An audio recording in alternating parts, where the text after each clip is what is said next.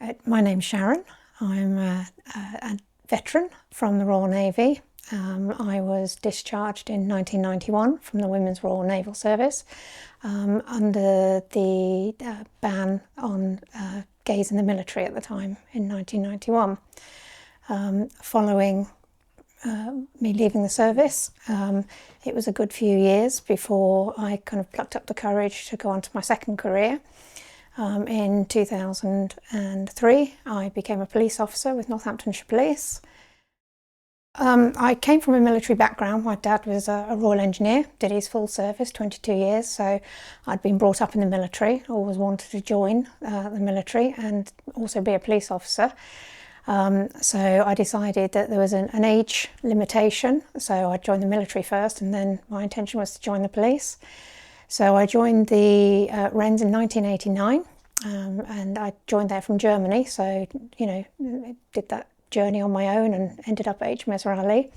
Absolutely loved it. I thrived in that environment. It was everything that I dreamed it would be and more. Did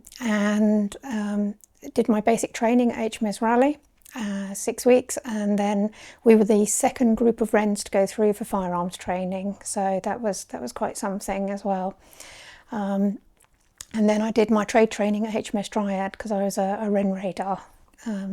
And after trade training, I was actually made ship's company at Dryad, so we stayed there, and I used to be involved in the teaching of tactical warfare, so basically playing war games all day. From baby sailors all the way through to international principal warfare officers. We operated the cubicles, which were basically at the time they were the virtual cubicles that the principal warfare officer would stand in. They'd look at the radar screens, and there'd basically be a game of, a very elaborate game of warships on in the background. And one of my jobs there was, I used to pretend to be a helicopter pilot or a combat air patrol pilot. So we would do all the comms over the radio to try and make it as lifelike as possible. It was good. It was great fun. I was placed under investigation by the Special Investigation Branch of Her Majesty's Royal Naval Police at the time. And I believe that somebody had told them that they thought I was gay. So I was placed under arrest and my room searched, and I was questioned. I denied being gay at the time because obviously I wanted to stay in the military. And the investigation went on for, a very long time, a good couple of months to begin with. And then I was moved sort of during the day whilst everyone was at work. I wasn't allowed to keep in touch with any of my friends or colleagues. They didn't know where I'd gone either. I was moved to HMS Sultan, and I was still effectively under arrest, although I was free to move about the camp. And then further interviews were conducted. I admitted to being gay in the end because it had just basically worn me down, 21 years old, and several months of questioning and being under that microscope. I just couldn't take it anymore and told them that I was gay. At which point they then decided that I should go to Captain's Table, where I was formally dismissed from Her Majesty's Navy. And my parents came from Germany to pick me up and took me back home. So, that was the end of my naval career. Yeah, it was devastating, really. It was I was 21. No, I think I was 22 at the time. I lost everything. I lost my career. I lost my friends. I lost my home because I lived on board. I lost that. My future. And for a long time, I lost myself as well. I didn't know how to cope with it. My dad was still a serving soldier, and he took me back to Germany, onto a military base. So everybody back home in Germany all knew, because the News of the World ran, and lots of other tabloids ran stories about it. Of course, it was still illegal to be gay in the military at that time.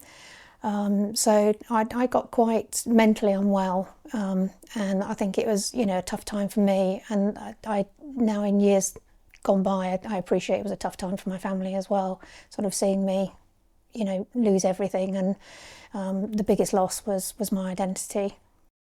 I left in October 1991, and didn't join the police until 2003. And the reason for that delay was because I was left with a feeling that I wasn't worthy. I wasn't worthy to wear a uniform or to serve. And I just couldn't take that rejection anymore or again. So I did a lot of different jobs in between me leaving the Navy and joining the police. But it wasn't until I thought, well, 2003, I was 33, 34 years old. And I thought, if I'm going to join the police, I better do it now. And I kind of, put my big girl pants on that day and filled out my application and, successfully got in. And, even that early stage of my career, during my interviews to become a constable, I felt I had to disclose that I'd been dismissed from the Navy, just in case it hampered my chances of becoming a police officer. And, I remember sort of saying, I think I should tell you. And it was almost like, disclosing my criminal history. I remember the interviewer coming out after I'd finished my interview and saying, wow, I can't believe that happened to you.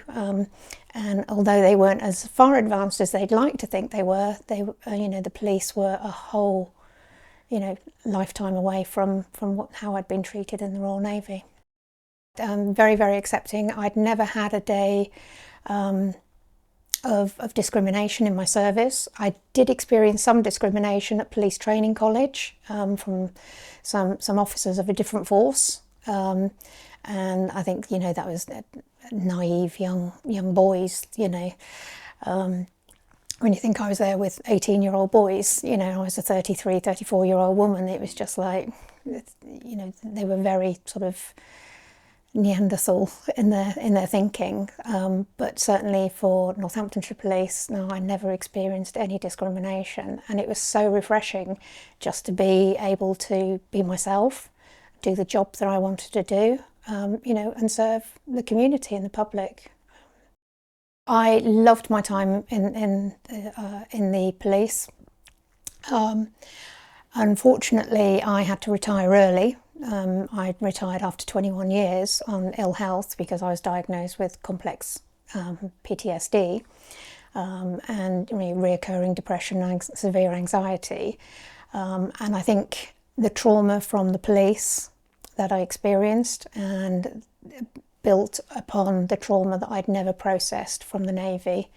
And I think it just all got too much. And I had to make the sad decision to retire.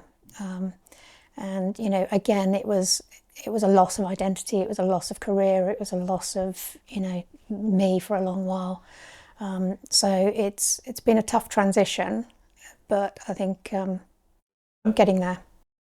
I'd still had sort of, 7 years to serve before I got my full pension, but I recognised, along with my partner, that it was really taking its toll on me. Again, I kind of lost a little bit of myself, and it was a tough decision as to whether I should, give up the career that I absolutely loved, having been forced to give up a career, 30 years ago. But I think it was the right decision for me mentally. So that's where we are today.